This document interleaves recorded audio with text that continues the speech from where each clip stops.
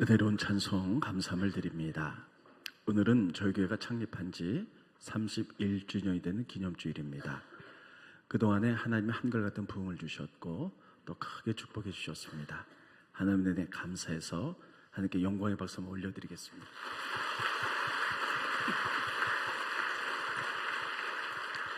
또 오늘의 교회가 있기까지 우리 장로님들, 목회자들, 권사님들, 또 집사님들 정말 수고 많으셨습니다. 여러분들의 피와 땀, 눈물과 헌신이 있었기 때문에 오늘 교회가 이루어진 줄로 믿고 우리 또한 자축의 박수도 한번 드리겠습니다.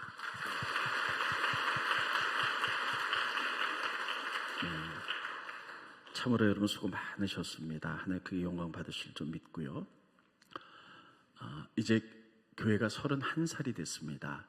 31살이면 사람으로 따지면 가장 혈기왕성한 나이입니다. 그동안도 열심히 일했지만 앞으로도 우리 혈기왕성하게 대한민국의 모범적이고 모델적인 교회로서 나아가기를 바랍니다.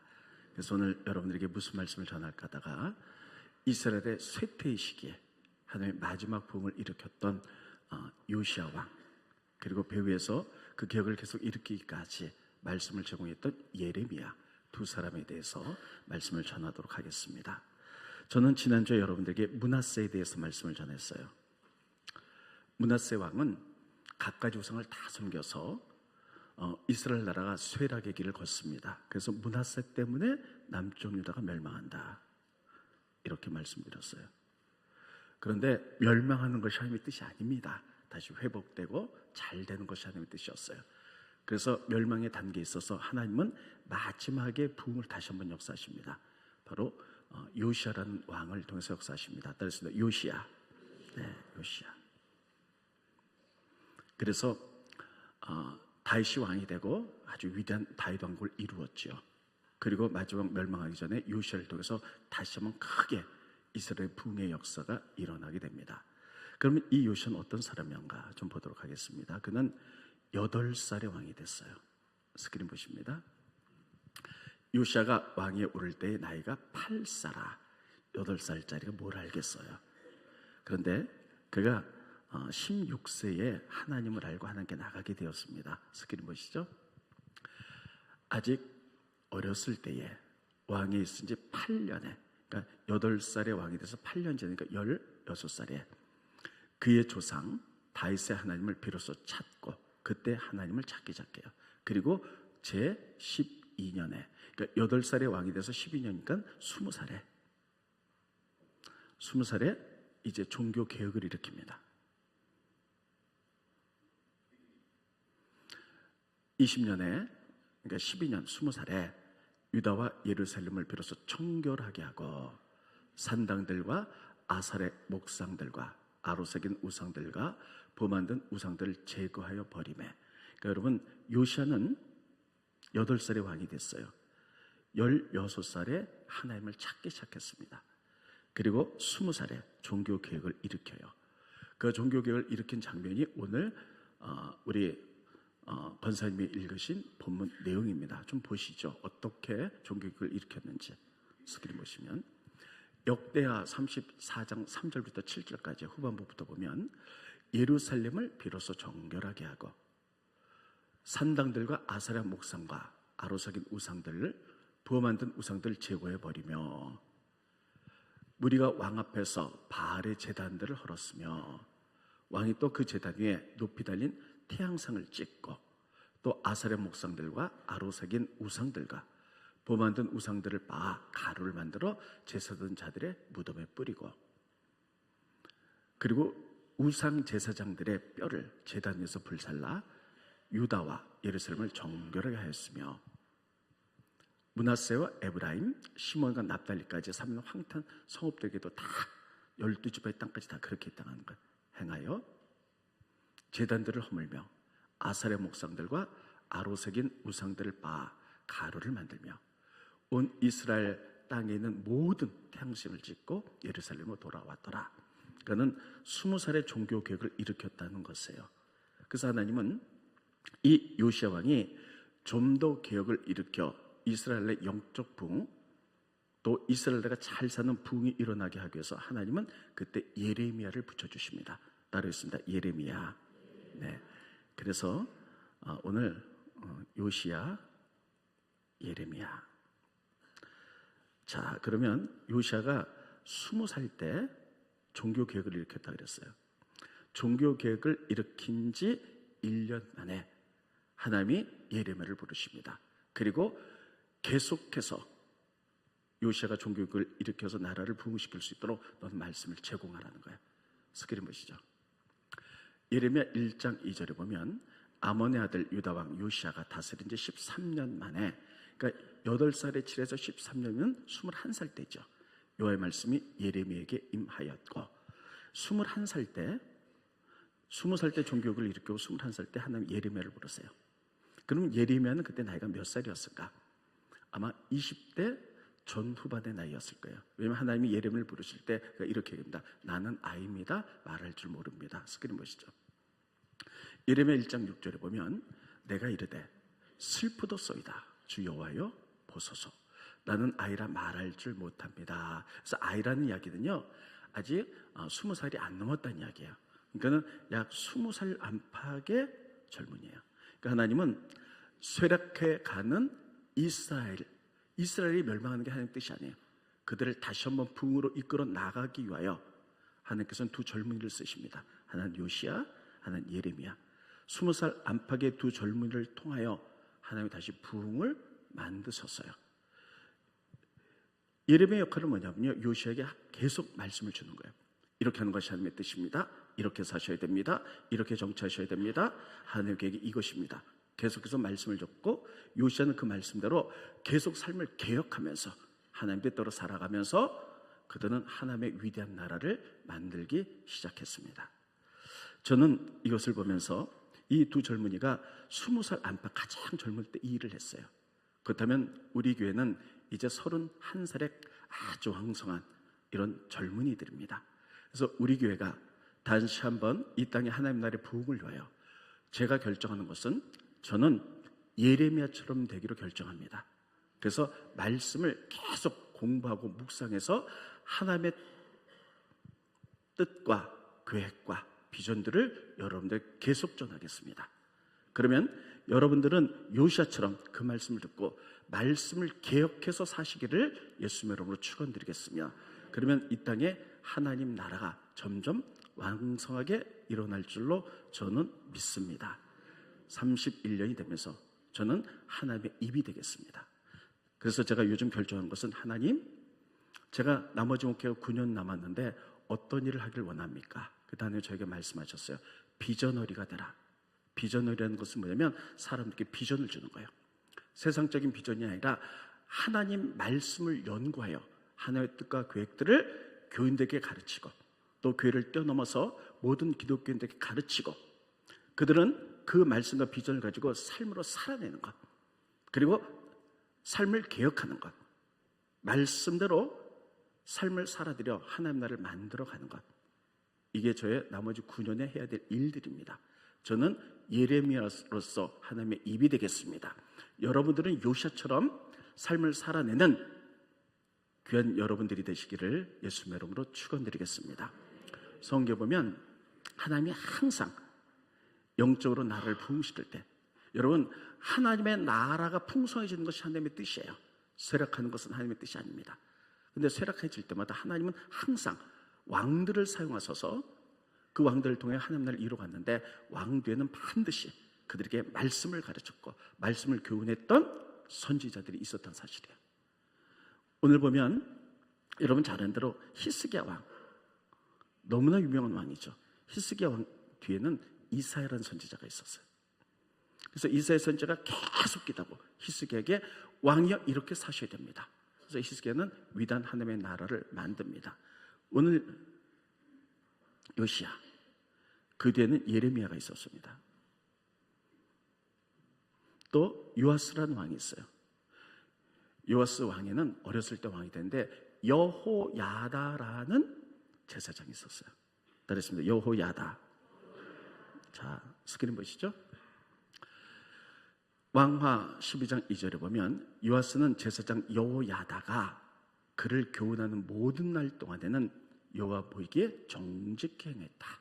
그러니까 그 뒤에는 누가 있었냐면 여호야다가 있었어요. 계속 교훈하는 거예요. 말씀으로. 왕이요, 이게 하나님의 뜻입니다. 이렇게 하셔야 됩니다.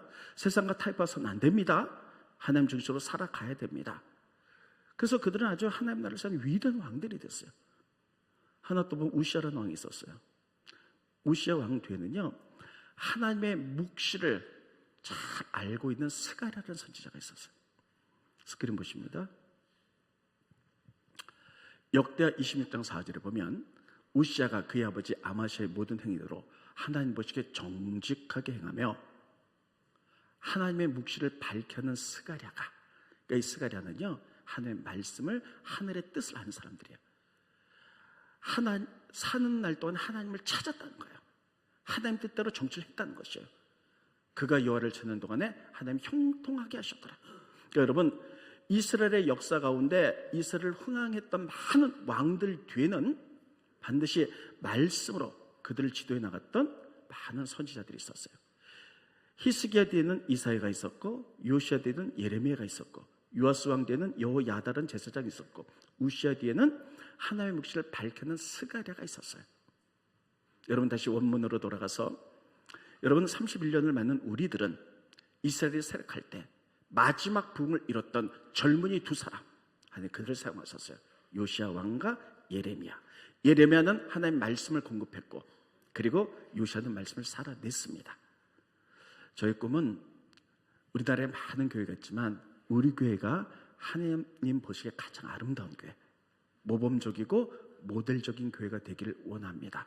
그래서 저는 계속해서 말씀을 읽고 묵상하고 좋은 하나님의 말씀대로 여러분들에게 선포하겠습니다. 여러분들은 요시야처럼 삶으로 살아내기를 예수님의 이름으로 축원드리겠습니다. 31년을 맞이하면서 하나님이 우리에게 주시는 첫 번째 레슨이 이것입니다. 두 번째, 이런 요시야가 하나님의 일을 굉장히 기억하다가 갑자기 39살에 요조라고 합니다. 계획을 일으켜서 마지막 부흥을 일으켰던 요시야가 죽고 나니까 이스라엘 나라는 급속도로 쇠락해요. 그래서 요시야가 죽고 난 지 22년 만에 나라가 멸망합니다. 이것을 보면서 저는 이런 생각을 해봅니다. 요시야가 죽지 않았다면 39살은 너무 젊잖아요. 30년만 더 살아서 하나님 나라를 위해서 예레미야가 계속 말씀을 주고 그것을 개혁해 나가고 하나님 나라를 만들어 나갔을 때 아마 이스라엘 나라의 멸망이 없었을지도 몰라요. 그래서 그 나라가 왕성하게 부흥했을지도 모르겠습니다.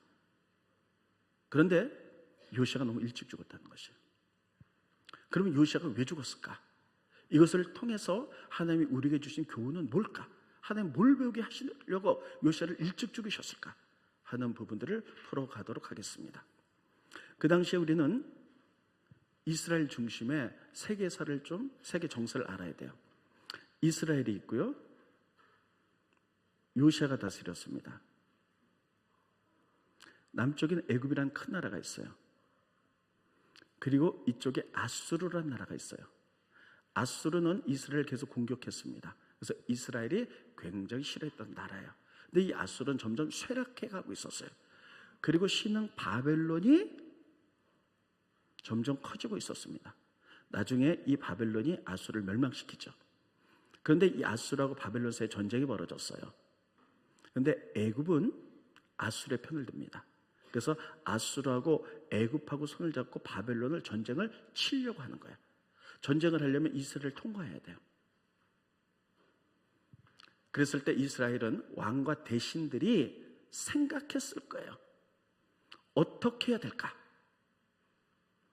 그때 그들은 생각하기를 애굽과 아수르가 힘을 합해 바벨론을 치는데 이스라엘 나라는 요시야 때 계속 아수르의 침략을 많이 받았기 때문에 그들은 아수르가 이기는 것이 싫어했어요. 그래서 애굽과 아수르가 손을 잡고 나가는 전쟁을 막으려고 했어요. 막으려고 해서 무기또에서 막을 때 애굽의 군사가 활을 쏴서 그가 죽었습니다. 그런데 이 막으려고 할 때 하나님의 음성이 들렸어요. 뜻과 계획에 애굽 왕 느고가 이렇게 얘기합니다. 요시야여, 이 전쟁에서 넌 빠져라. 넌 상관이 없다. 하나님의 말씀하시기를 이 전쟁에서 너 빠지라 그랬다. 네가 아수르가 싫어서 애굽과 손잡고 하는 것을 네가 막으려고 하는데 네가 멸망할까 두렵다. 그래서 빠지려고 했는데 요시아가 끝까지 빠지지 않습니다. 빠진 척하다가 변장하고 도시 나갔다가 활을 맞고 죽습니다.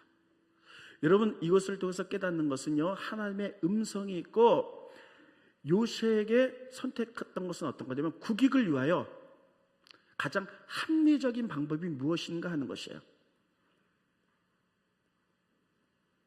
대신 그가 생각했을 때 우리나라 유익과 합리적인 방법이 무엇일까와 이것은 자기 생각은 막는 거였어요.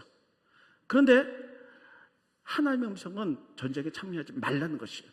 두 말씀이 부딪히기 시작합니다.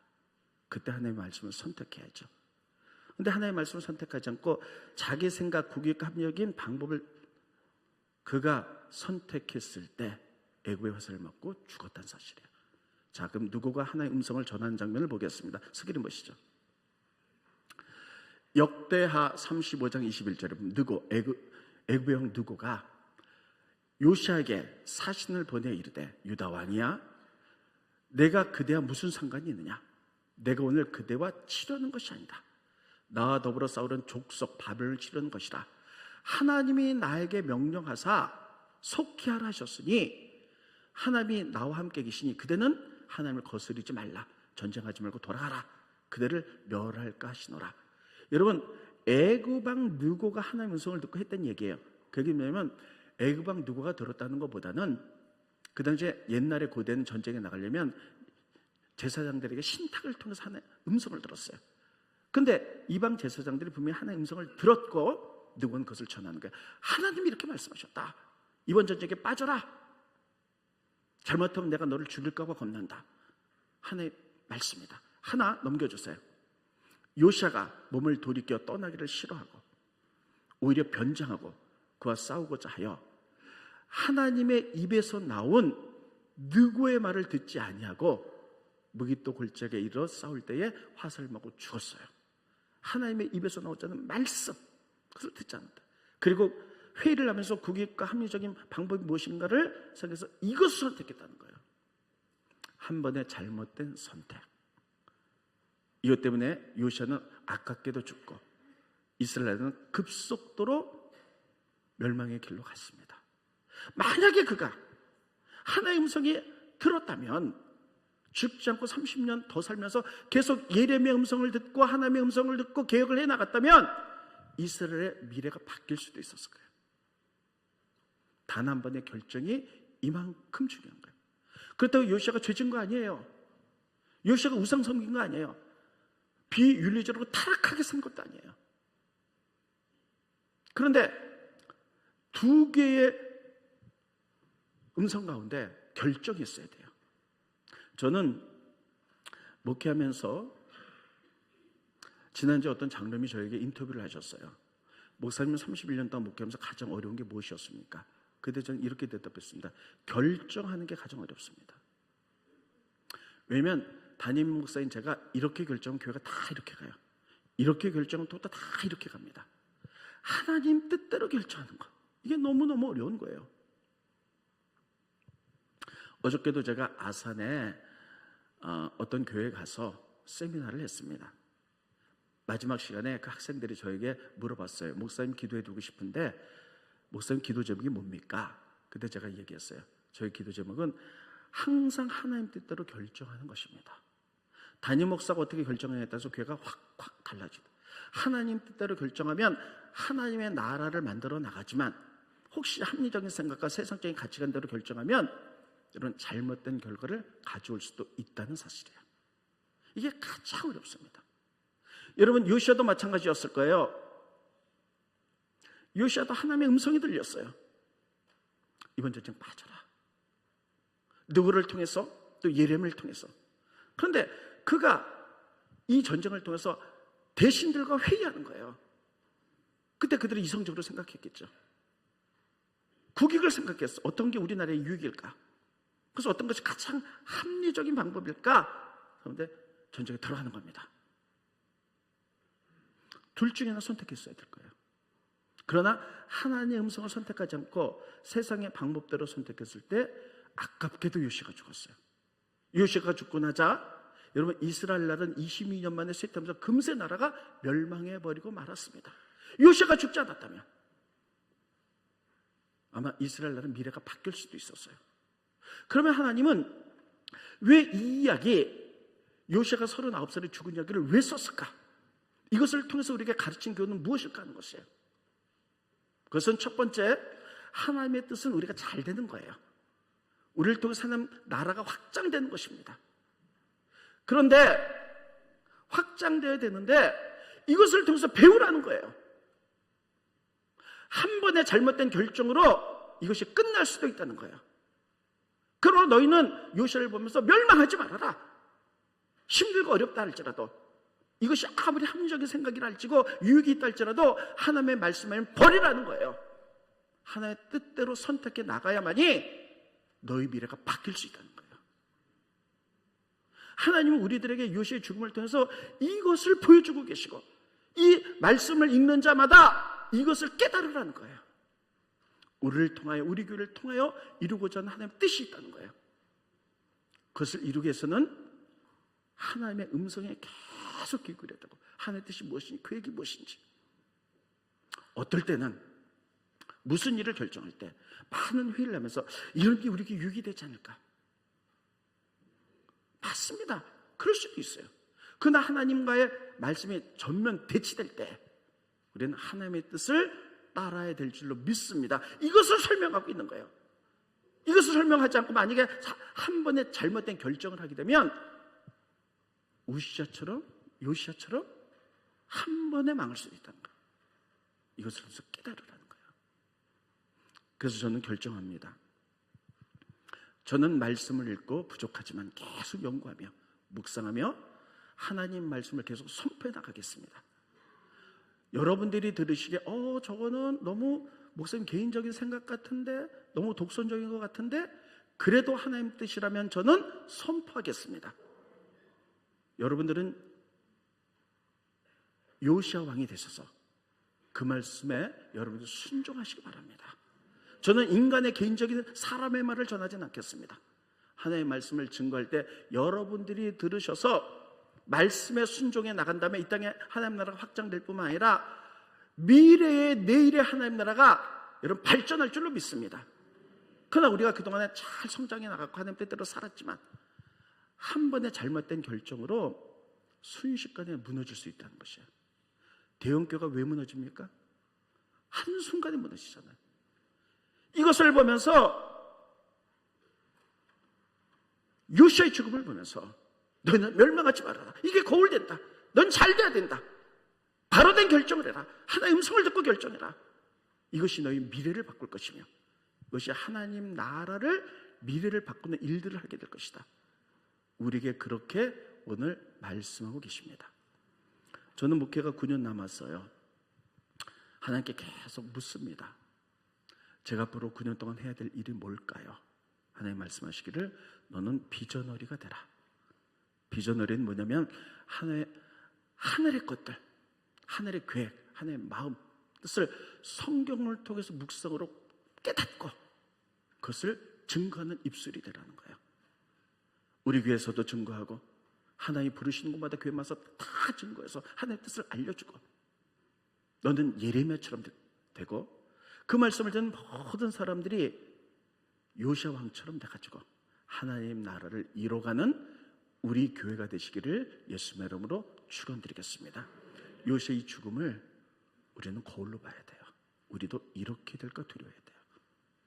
오직 이 세상의 나라는 흥황성패가 있지만 하나님의 나라가 하나의 음성이 영원할 줄로 믿습니다. 하나의 음성을 잘 듣고 판단하고 그 뜻대로 삶을 살아내는 우리 교회 되시기를 예수님의 이름으로 축원드리겠습니다. 우리 찬송 하나 할까요? 스크린 나오시죠?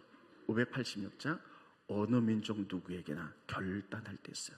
우리가 다시 한번 결단한 것은 하나님 음성대로만 움직이고 삶을 살아나겠습니다. 이런 결정입니다. 우리 찬송 1절하고 기도하고 마치겠습니다.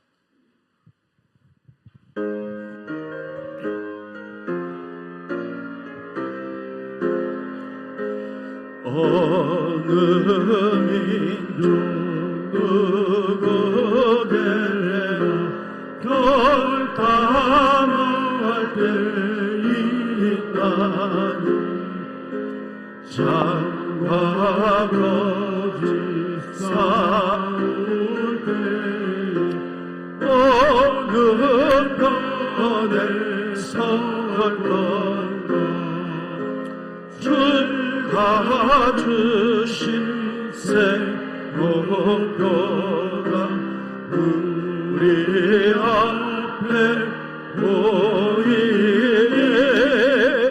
비가 어둠 사이에서 선택하면 살리 아멘. 바른 결정, 하나님의 음성을 선택하며 살겠습니다. 기도하겠습니다. 하나님의 은혜를 감사함을 드립니다. 하나님의 은혜 가운데 31살의 젊은 교회가 되었습니다. 하나님 그동안도 우리 교회를 사용하셨으나 더 많이 능동적으로 하나님 나라를 위해서 우리가 쓰임받을 수 있도록 인도하여 주시옵소서. 부족한 적은 예레미야의 입술이 되겠습니다. 하나님의 말씀을 연구하고 하나님의 뜻과 마음과 계획들을 증거하겠사오니 우리 교인들은 하나님의 말씀을 삶으로 살아내는 요아스처럼 되어서 이 땅에 개혁이 일어나고 하나님과 세워지는 놀라운 역사들이 일어날 수 있도록 축복하여 주시옵소서. 예레미야와 이제 요시야가 20대 가장 젊은 나이에 개혁을 이뤘던 것처럼 하나님 나라를 세웠던 것처럼 가장 왕성한 나이 31살에 우리 교회가 이 일에 쓰임받을 수 있도록 축복하여 주시옵시고 우리 교회가 가장 모범적이고 모델적인 교회로서 하나님께 계속 쓰임받을 수 있도록 인도하여 주시옵소서. 예수님의 이름으로 간절히 기도하옵나이다. 아멘.